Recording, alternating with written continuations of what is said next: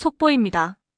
지금 도쿄를 거쳐 서울에 도착한 한 유럽의 베테랑 건축가가 인천공항 한복판에서 제정신이 아닌 듯 소리를 지르며 바닥을 쓸어내리고 있습니다. 30년간 런던과 오슬로의 도시계획을 총괄해온 이 노신사는 방금 전까지만 해도 일본 도쿄에서 일주일치 난방비로 무려 50만 원이 넘는 고지서를 받고 경악을 금치 못했던 인물입니다. 영하 12도의 살인적인 한파가 몰아치는 서울. 하지만 이 외국인의 눈앞에 펼쳐진 광경은 그야말로 물리 법칙을 무시한 초자연적 현상이었습니다. 도쿄에서는 패딩을 2개나 껴입고도 덜덜 떨며 밤을 지새웠던 그였지만 지금 서울의 한국인들은 고작 5만 원짜리 가스비 고지서 한 장을 들고 반팔 차림으로 아이스 아메리카노를 마시며 여유롭게 미소 짓고 있기 때문입니다. 유럽연합에너지자문위원이 이건 명백한 반칙이자 사기다 라고 울부짖게 만든 한국만의 비밀. 전 세계 건축가들이 물리적으로 불가능하다며 혀를 내둘렀던 이 충격적인 기술의 실체가 드디어 밝혀졌습니다. 선진국들이 그토록 베끼려다 실패하고 결국 무릎을 꿇고 만 대한민국 난방 기술의 위험. 가스비 고지서 한 장으로 전 세계를 공포와 경악에 빠뜨린 그 현장을 지금 바로 공개합니다.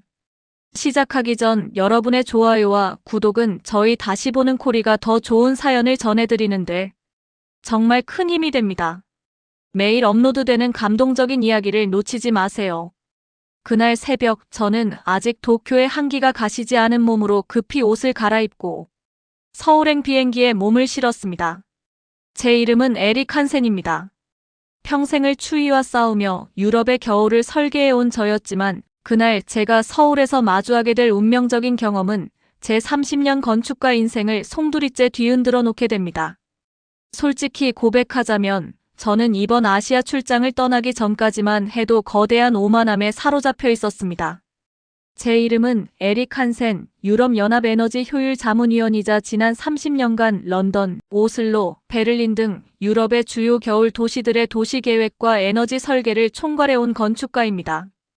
평생을 영하 30도를 오르내리는 혹독한 추위와 싸우며 어떻게 하면 가장 효율적으로 인간의 거주 공간을 보호할 수 있을지를 고민해온 전문가로서 저는 아시아의 난방 기술을 한 수 아래로 보고 있었습니다.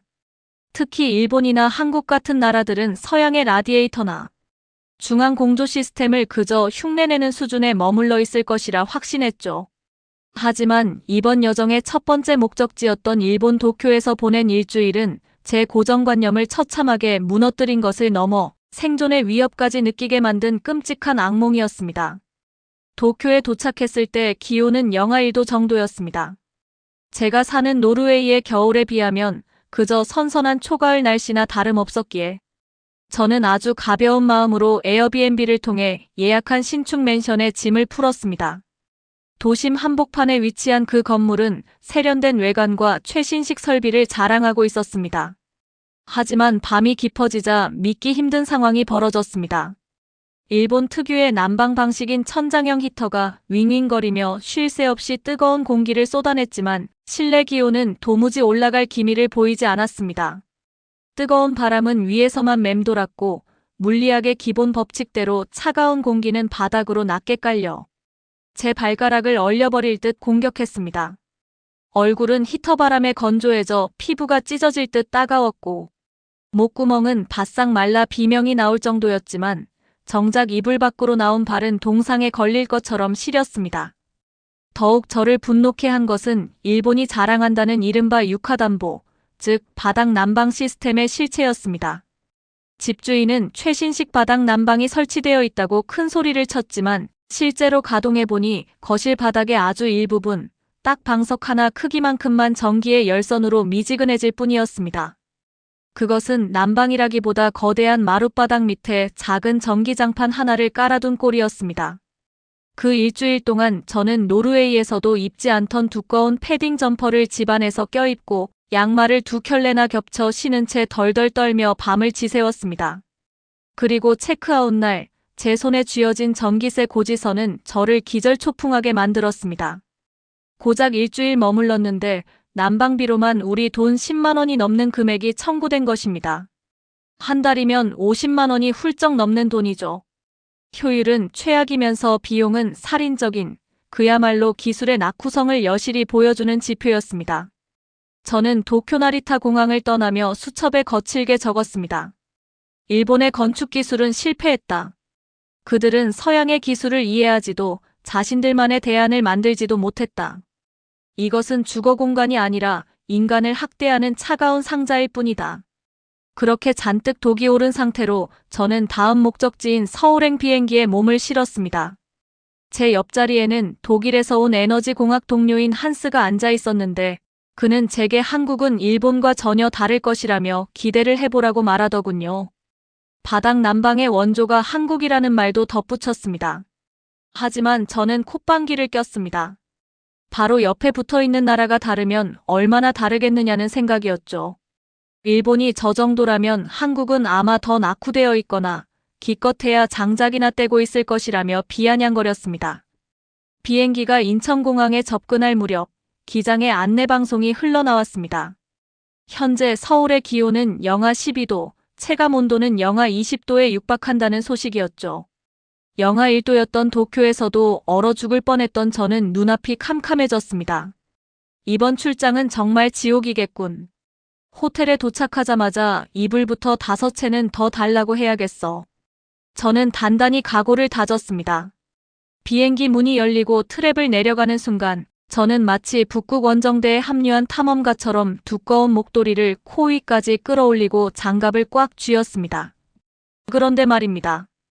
인천공항 입국장에 발을 딛는 그 찰나 제 온몸의 신경이 일제히 정지하는 듯한 기묘한 감각을 경험했습니다. 분명 밖은 시베리아에서 불어오는 칼바람이 몰아치는 영하 12도의 한파라고 했는데 공항 내부의 공기는 제가 지금까지 전 세계 어디에서도 느껴보지 못한 생소한 쾌적함을 머금고 있었습니다.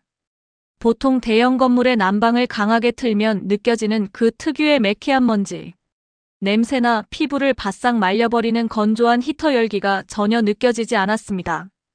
공기 자체가 아주 묵직하면서도 은은하게 마치 봄날의 햇살이 가득한 온실 속에 들어온 것처럼 포근했습니다. 더욱 저를 충격에 빠뜨린 것은 공항을 오가는 한국인들의 모습이었습니다. 그들은 도쿄의 사람들처럼 어깨를 웅크리거나 추위에 떨고 있지 않았습니다. 오히려 코트 단추를 활짝 풀고 가벼운 걸음걸이로 대화를 나누고 있었죠. 심지어 입국장 카페에서는 한 젊은 남자가 반팔 티셔츠 한 장만 입은 채 얼음이 가득 든 아이스 아메리카노를 너무나 당연하다는 듯 마시고 있었습니다. 세상에, 저 사람들은 미친 건가? 지금 밖은 영하 12도인데 얼음을 먹고 있다니. 저는 제 눈을 의심하며 마중 나온 서울시청의 김대리를 만났습니다.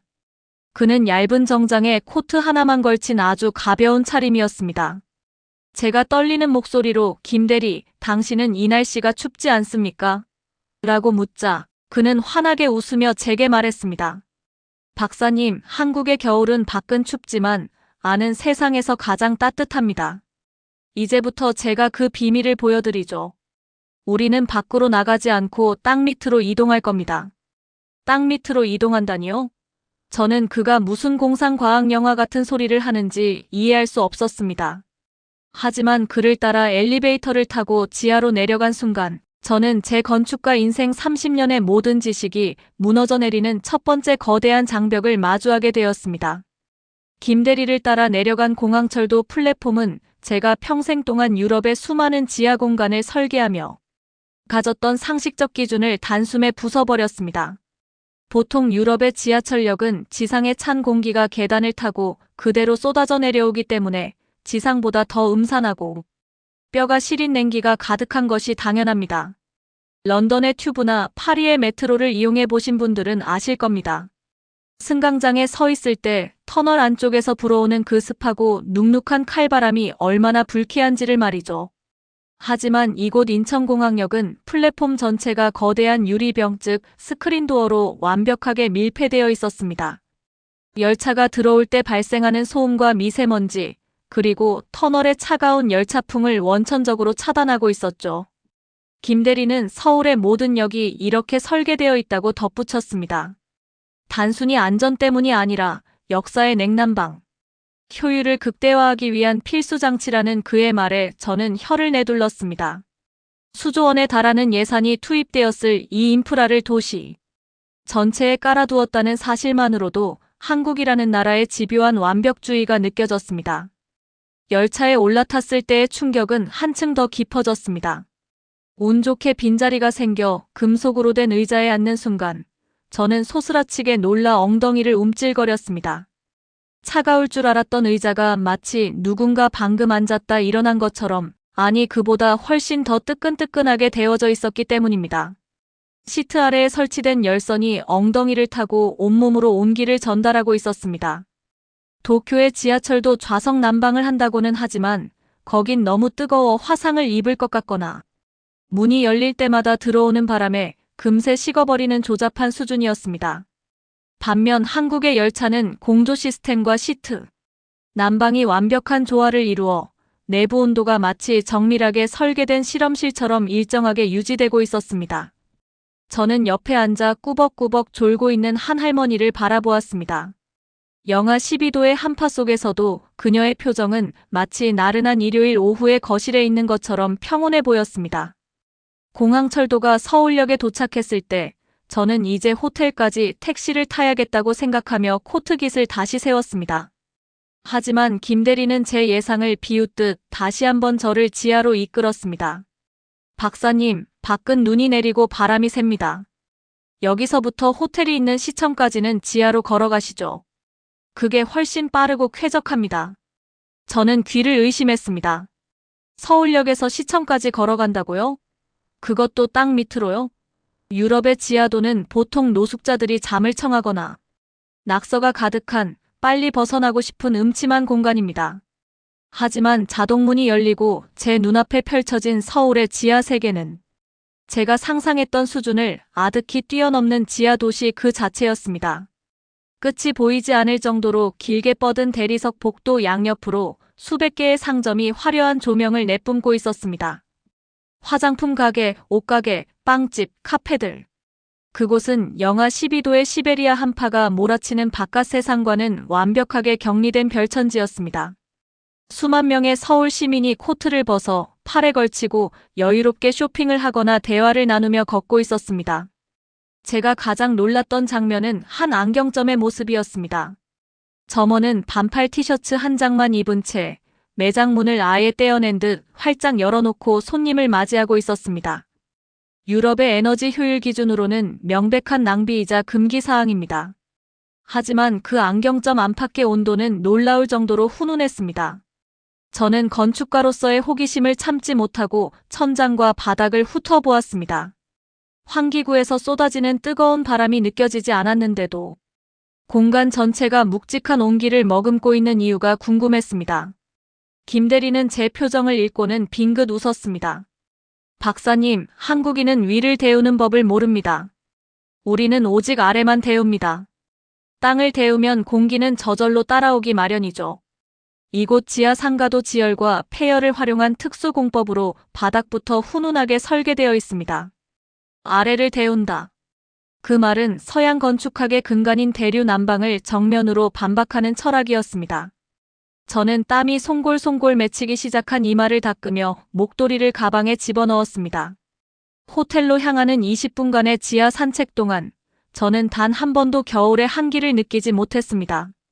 아니, 오히려 덥다는 생각이 들 정도였죠. 호텔 로비에 도착했을 때 창밖에는 거센 눈보라가 치고 있었습니다. 하지만 그 창 하나를 사이에 두고 제가 서 있는 이곳은 영원한 봄이었습니다. 도쿄에서 겪었던 그 비참한 추위와 50만 원이라는 살인적인 고지서가 문득 떠올라 저는 헛웃음이 나왔습니다. 김 대리는 내일 저녁 자기 집에 초대하고 싶다며 주소를 건넸습니다. 호텔의 난방도 훌륭하지만 한국인의 진짜 삶이 담긴 따뜻함을 보여드리고 싶습니다. 저는 기꺼이 수락했습니다. 하지만 그때까지만 해도 저는 몰랐습니다. 평범한 한국의 아파트 거실 바닥이 제 30년 건축학 지식을 송두리째 무너뜨리고 저를 바닥에 엎드려 울게 만들 줄은 말입니다. 김 대리의 아파트가 위치한 단지에 들어섰을 때 저는 이미 한국 건축의 철저함에 한번 압도된 상태였습니다. 영하 17도의 칼바람이 몰아치고 눈발이 날리는 날씨였지만 지하철역에서 내려 아파트 단지 주차장으로 이어지는 지하 통로를 지나는 동안 제 코트 깃에는 눈송이 하나조차 닿지 않았습니다. 지상의 지옥 같은 추위와는 상관없이 사람들은 마치 거대한 보온병 속을 걷는 것처럼 평온하게 이동하고 있었죠. 하지만 진짜 제가 마주할 충격은 김대리의 집 현관문 너머에 기다리고 있었습니다. 도어록에 경쾌한 전자음이 들리고 문이 열리는 순간 제 안경 렌즈에는 순식간에 하얀 김이 서렸습니다. 그리고 제 코끝을 스친 것은 호텔이나 백화점의 인위적이고 메마른 열풍이 아니었습니다. 그것은 마치 갓 구워낸 빵의 속살에서 피어오르는 듯한 습기를 머금은 묵직하고도 부드러운 온기였습니다. 김대리의 아내가 환하게 웃으며 저를 맞이했습니다. 박사님, 오시느라 고생하셨어요. 밖이 정말 춥죠? 어서 들어오세요. 신발은 여기 벗어주시면 됩니다. 서양인인 제게 남의 집 거실 한복판에서 신발을 벗고 양말 바람으로 바닥을 딛는다는 것은 일종의 문화적 충격이자 동시에 굉장한 불안감을 주는 일이었습니다. 특히 겨울철에는 더더욱 그랬죠. 도쿄에서의 트라우마가 뇌리를 스쳤습니다. 도쿄의 맨션에서 신발을 벗고 마룻바닥을 디뎠을 때 발바닥을 타고 정수리까지 올라오던 그 소름 끼치는 냉기. 그 차가운 감촉 때문에 저는 집안에서도 두꺼운 털 실내화를 신지 않고는 단 1분도 견딜 수 없었습니다.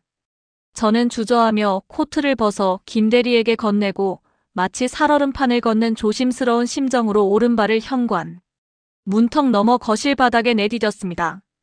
그 찰나 저는 제 온몸의 신경세포가 일제히 비명을 지르는 듯한 강렬한 자극을 받았습니다. 그것은 공포나 통증이 아니었습니다. 제 60년 생에 한 번도 경험해보지 못한 완벽한 수준의 환희였습니다. 오 마이 갓. 저도 모르게 탄성이 터져나왔습니다. 차가울 것이라 예상했던 나무 바닥은 차가움은커녕 마치 살아있는 거대한 생명체의 등 위에 발을 올린 것처럼 뜨겁고 웅장한 열기를 뿜어내고 있었습니다. 발바닥에 아치를 타고 올라오는 그 짜릿한 온기는 순식간에 종아리를 거쳐 제 굳어있던 척추 마디마디를 녹여내기 시작했습니다. 저는 체면이고 뭐고 다 잊은 채 거실 한복판으로 걸어들어가 털썩 주저앉았습니다. 아니, 정확히는 바닥에 몸을 던졌다고 표현하는 것이 맞겠지요. 제 손바닥이 바닥에 닿는 순간 저는 다시 한번 전율했습니다. 이 넓은 거실에 단 1cm의 빈틈도 없이 열기가 완벽하게 균일하게 깔려 있었습니다. 건축가로서 저는 이것이 얼마나 불가능에 가까운 일인지 누구보다 잘 압니다. 서양의 라디에이터는 근처만 뜨겁고 멀어지면 춥습니다. 일본의 전기 패널 난방은 열선이 지나가는 자리만 미지근하고 나머지는 냉골이죠. 하지만 한국의 이 바닥은 마치 바닥 전체가 하나의 거대한 열원인 것처럼 웅장한 기운을 내뿜고 있었습니다. 김대리는 제 당혹스러운 표정을 보더니 껄껄 웃으며 식탁에서 종이 한 장을 가져와 제 앞에 내려놓았습니다. 박사님, 아마 이걸 보시면 더 놀라실 겁니다. 그것은 이번 달 김대리 가정의 도시가스 요금 고지서였습니다. 저는 떨리는 손으로 안경을 고쳐 쓰고 숫자를 확인했습니다. 58,400원. 제 머릿속 계산기가 미친 듯이 돌아갔습니다. 우리 돈으로 약 $50 남짓. 제 가슴속 주머니에 들어있던 도쿄의 전기세 영수증이 생각났습니다. 도쿄의 15평 남짓한 좁은 맨션에서 패딩을 입고 떨면서 지냈던 일주일치 난방비가 10만 원이 넘었습니다. 그런데 2배나 넓은 34평 아파트에서 반팔을 입고 지낼 정도의 열기를 유지하는데 한 달 요금이 고작 $50라니요. 이건 사기입니다, 김대리. 수치가 잘못된 게 분명해요. 아니면 한국 정부에서 난방비를 90%쯤 보조해 주는 겁니까? 제가 흥분해서 소리치자 김대리는 차를 한 잔 따라주며 차분하게 설명했습니다. 아니요, 박사님. 이것이 한국 온돌의 힘입니다. 우리는 공기를 데우지 않습니다. 물을 끓여 바닥 전체에 깔린 파이프를 통해 돌립니다. 그러면 바닥 밑의 자갈과 콘크리트가 그 열을 저장하죠. 우리는 이것을 추결이라고 부릅니다. 추결. 건축학 교과서의 가장 어려운 챕터에서나 나오던 그 단어가 제 머리를 강타했습니다. 서양의 난방은 공기를 데우는 방식입니다. 공기는 가볍고 유동성이 커서 문을 한 번만 열어도 온기가 다 빠져나갑니다. 그래서 계속해서 에너지를 쏟아부어야 하죠. 밑 빠진 독에 물을 붓는 꼴입니다. 하지만 한국인은 달랐습니다. 그들은 공기가 아니라 땅을 데우고 있었습니다. 수톤에 달하는 거실 바닥에 콘크리트 슬래브를 거대한 열 배터리로 만들어버린 것입니다. 낮 동안 잠깐 보일러를 돌려 돌을 데워 놓으면 그 돌이 밤새도록 은은하게 열기를 뿜어냅니다. 에너지를 저장했다가 필요할 때 내보내는 연력학적으로 가장 완벽하고 효율적인 시스템이 일반 가정집 바닥에 구현되어 있었던 것입니다. 더욱 놀라운 것은 두한종열의 원리였습니다. 서양의 히터는 뜨거운 공기를 위로 뿜어 머리를 멍하게 만들고 정작 발은 시리게 합니다. 하지만 온돌은 가장 낮은 곳에서부터 열기가 시작됩니다. 발끝에서 시작된 온기가 서서히 올라와 몸 전체를 감싸고 머리 높이의 공기는 상대적으로 신선하게 유지됩니다. 인체 공학적으로 가장 건강한 상태를 이 바닥 난방이 저절로 만들어내고 있었습니다. 김대리의 아들은 더운지 거실을 뛰어다니다 냉장고에서 아이스크림을 꺼내 먹더군요. 밖은 영하 17도의 지옥 같은 추위인데 집안에서는 아이스크림이라니. 그것은 사치스러운 낭비가 아니었습니다. 고효율 기술이 만들어낸 완벽한 승리였습니다. 저는 거실 바닥에 엎드려 귀를 대보았습니다. 들린다. 들려. 미세하게 아주 미세하게 뜨거운 물이 파이프를 타고 흐르는 진동이 느껴졌습니다. 30년 경력의 건축가인 저는 그 소리가 마치 거대한 생명체의 혈관이 고동치는 소리처럼 들렸습니다. 일본이 수십 년간 이 기술을 따라 하려다 결국 포기하고 조잡한 전기 패널에 머물렀던 이유를 이제야 알 것 같았습니다. 이 무겁고 거대한 온수 난방 시스템을 수십 층 높이의 고층 아파트 전 세대에 설치하고 누수나 수압 문제 없이 완벽하게 제어한다는 것은 단순히 난방 기술의 문제가 아니었습니다. 그것은 한국 건설사들의 집요한 기술력과 인프라 제어 능력이 결합한 기적 같은 성과였습니다. 저는 김대리에게 조심스럽게 물었습니다. 김대리, 만약 내가 고국으로 돌아가서 내 아파트 바닥을 이렇게 뜯어 고치고 싶다면 가능할까요? 김대리는 곤란한 듯 미소를 지으며 대답했습니다. 박사님, 유럽의 건물들은 바닥 하중 설계가 한국처럼 견고하지 않습니다. 이 수톤의 돌과 물의 무게를 견디려면 건물의 기초부터 다시 설계해야 할 겁니다. 저는 탄식했습니다. 한국인은 단순히 난방기구를 들여놓은 것이 아니었습니다. 그들은 수천 년 전부터 겨울과 싸워 이기기 위해 집이라는 공간의 구조 자체를 열 보존을 위한 요새로 진화시켜온 것입니다.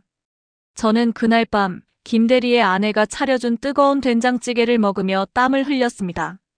밖에서는 눈보라가 유리창을 때리는 소리가 들렸지만 발바닥을 타고 올라오는 그 자릿한 열기 덕분에 마치 제가 남태평양의 어느 휴양지에 와 있는 듯한 착각마저 들었습니다. 저는 제 인생 최고의 호텔이었던 파리의 루이 14세 스위트룸을 떠올렸습니다. 그 화려한 방에서도 저는 늘 실내화와 가운을 챙겨야 했죠. 하지만 이곳 서울 외곽의 평범한 아파트 바닥에서 저는 생애 처음으로 겨울이라는 계절로부터 완벽한 자유를 얻었습니다. 이것은 혁명입니다. 에너지 효율과 인간의 존엄성을 동시에 지켜내는 위대한 혁명이 한국인의 발바닥 밑에서 조용히 숨쉬고 있었습니다. 그날 밤 저는 김대리의 권유로 거실 바닥에 이불을 펴고 눕게 되었습니다. 30년 경력의 건축가인 제가 체면도 잊은 채 남의 집 아파트 거실 바닥에 대자로 뻗어 신음소리를 내고 있었죠. 으어 하는 소리가 저절로 터져나왔습니다. 그것은 고통이 아니라 뼛속 깊이 박혀있던 유럽의 한기가 빠져나가며 몸이 녹아내릴 때 나오는 본능적인 탄성이었습니다. 제 등판이 바닥과 하나가 되는 그 순간 저는 깨달았습니다. 이건 열이 나를 공격하는 게 아니라 나를 치료하고 있다는 사실을 말입니다. 서양의 난방은 공격적입니다. 뜨겁고 건조한 바람이 피부를 때리고 코점막을 말려버리죠. 하지만 한국의 온돌은 중력을 거스르고 가장 낮은 곳에서부터 묵직하게 올라와 온몸을 감싸 안았습니다. 머리는 시원하고 발은 따뜻하다는 이상적인 건강 상태가 이 바닥 위에서 저절로 완성되고 있었습니다. 다음 날 아침 눈을 떴을 때 저는 제 몸의 가벼움에 경악했습니다. 보통 유럽이나 일본에서의 겨울 아침은 몸이 천근만근 무겁습니다. 추위에 떨며 몸을 잔뜩 웅크리고 자느라 근육이 뭉치기 때문이죠. 게다가 건조한 히터바람 탓에 목은 붓고 코는 꽉 막혀있기 일쑤입니다. 하지만 김대리의 거실 바닥에서 일어난 저는 제 허리를 좌우로 돌려보며 경악을 금치 못했습니다. 30년간 저를 괴롭혔던 그 어떤 비싼 정형외과 물리치료로도 고치지 못했던 고질적인 허리 통증이 사라져 있었습니다. 밤새 그 뜨거운 바닥이 제 척추 마디마디를 지져놓은 덕분이었습니다. 마치 10명의 전문 마사지사가 밤새도록 제 등 뒤에서 뜨거운 찜질팩을 대고 문지른 것과 다름없었죠. 잘 주무셨어요, 박사님? 김대리가 부스스한 얼굴로 웃으며 물 한 잔을 건넸습니다. 저는 물을 단숨에 들이키며 외쳤습니다. 김대리, 이건 그냥 난방이 아닙니다. 이건 의료기기예요. 밤새 내 몸을 충전시켰다고요. 하지만 제 감탄은 아직 일렀습니다. 김대리는 몸도 풀리셨으니 이제 진짜 한국의 열기를 체험하러 가시죠라며 저를 밖으로 이끌었습니다. 그가 데려간 곳은 동네 상가 지하에 있는 24시 불가마 사우나였습니다. 저는 입구 간판을 보고 고개를 갸웃했습니다. 24시간 목욕탕이 편의점도 아니고 언제든 문을 연단 말입니까? 탈의실에서 황토색 찜질복으로 갈아입고 들어선 중앙홀. 저는 그 광경에 입을 다물지 못했습니다. 그곳은 거대한 광장이자 또 하나의 마을이었습니다. 수십 명의 사람들이 마치 제 집 안방인 양바닥에 누워 있었습니다. 어떤 아저씨는 코를 골며 자고 있었고 아주머니들은 삼삼오오 모여 수다를 떨고 있었으며 젊은 커플은 머리에 양머리 모양으로 수건을 쓰고 시원한 음료를 마시고 있었습니다. 세상에 이 많은 사람이 한 공간에서 이렇게 무방비하게 누워있다니 유럽에선 상상도 못할 일입니다.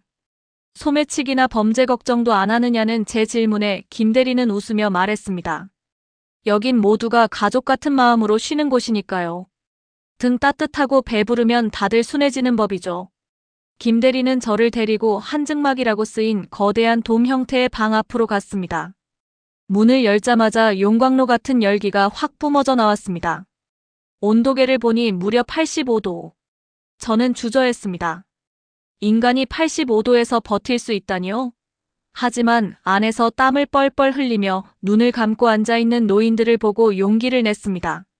안으로 들어간 순간 숨이 턱 막혔습니다. 뜨거운 공기가 폐부 깊숙이 들어왔습니다. 나가고 싶다는 생각이 들던 찰나 기묘한 쾌감이 찾아왔습니다. 온몸에 땀구멍이 열리며 몸 안에 쌓여있던 노폐물이 쫙 빠져나가는 느낌. 그것은 고통이 아니라 해방감이었습니다. 제 옆에 앉은 할아버지가 저를 보며 껄껄 웃으셨습니다. 외국 양반이 뜨거운 맛을 좀 아네.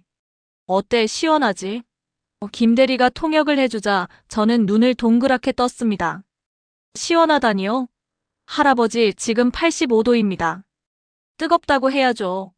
하지만 5분 뒤 땀을 비오듯 쏟아내며 밖으로 나왔을 때 저는 그 말의 뜻을 깨달았습니다. 몸이 가벼워지고 머리가 맑아지는 그 느낌. 아, 시원하다. 저도 모르게 한국말로 중얼거렸습니다. 뜨거운 것으로 속을 푼다는 그 역설적인 미학을 제 몸이 이해해버린 겁니다. 땀을 빼고 나와 마시는 얼음 가득한 식혜와 맥반석 달걀. 저는 계란 껍데기를 머리로 깨는 한국식 문화를 체험하며 어린아이처럼 웃었습니다. 저는 수첩을 꺼내 젖은 손으로 급하게 메모했습니다. 유럽의 겨울은 고립이다. 추위를 피해 각자 집으로 숨어든다. 하지만 한국의 겨울은 결속이다. 사람들은 추울수록 더 뜨거운 곳으로 모인다. 찜질방은 단순한 목욕탕이 아니라 겨울을 함께 이겨내는 거대한 부족의 텐트와 같다. 찜질방을 나온 시간은 밤 10시가 넘었습니다. 밖은 다시 영하 12도의 칼바람이 불고 있었지만 제 몸은 이미 열기로 단단히 코팅되어 있었습니다. 춥지 않았습니다. 오히려 상쾌했습니다. 그때 길거리 포장마차에서 피어오르는 하얀 김이 제 시선을 사로잡았습니다. 포장마차 앞에는 퇴근길 직장인들이 옹기종기 모여서서 꼬치를 먹고 종이컵에 담긴 국물을 호호 불며 마시고 있었습니다. 저도 사람들 틈에 껴서 어묵 국물을 한 모금 마셨습니다. 캬! 저 자신도 모르게 한국 아저씨 같은 소리를 내뱉었습니다. 뜨거운 국물이 식도를 타고 내려가 위장에 도달하는 그 짜릿한 느낌. 차가운 바람을 맞으며 마시는 뜨거운 국물은 따뜻한 방 안에서 먹는 것보다 100배는 더 맛있었습니다. 옆에 있던 청년이 저에게 말을 걸었습니다. 맛있죠? 이 날씨엔 이게 최고예요. 저는 고개를 끄덕이며 주변을 둘러보았습니다. 저 멀리 배달 오토바이 한 대가 눈 덮인 언덕길을 위태롭지만 힘차게 올라가고 있었습니다. 저 오토바이, 이 밤중에 이 눈길에 어디 가는 겁니까? 위험하지 않습니까? 제 질문에 김 대리가 답했습니다. 치킨 배달 가는 겁니다. 한국은 눈이 와도 배달이 멈추지 않거든요. 누군가는 집에서 가족과 함께 따뜻한 야식을 기다리고 있으니까요. 순간 저는 망치로 머리를 맞은 듯한 충격을 받았습니다. 런던이나 파리 그리고 도쿄였다면 폭설이 내리면 도시 기능이 마비됩니다. 상점은 문을 닫고 배달은 꿈도 못 꿉니다. 하지만 서울은 달랐습니다. 영하 15도에도 지하철은 정시에 도착하고 새벽에도 보일러는 힘차게 돌아가며 눈보라를 뚫고 따뜻한 음식이 배달됩니다. 길거리에는 붕어빵을 파는 상인이 있고 그 앞에서 호떡을 먹으며 웃는 아이들이 있습니다. 이 나라는 겨울과 싸우는 것이 아니었습니다. 이 나라는 겨울을 운용하고 있었습니다. 추우면 땅을 데우고 그래도 추우면 함께 모여 땀을 빼고 밖에서는 뜨거운 국물을 마시며 체온을 올립니다. 그들은 환경을 탓하지 않고 환경을 압도하는 시스템과 에너지를 만들어낸 겁니다. 일본이 자연재해에 순응하며 작고 가벼운 집을 지을 때 한국은 자연을 극복하기 위해 땅 밑에 거대한 혈관을 심었던 것입니다. 호텔로 돌아가는 택시 안에서 저는 창밖의 서울 야경을 보며 생각했습니다.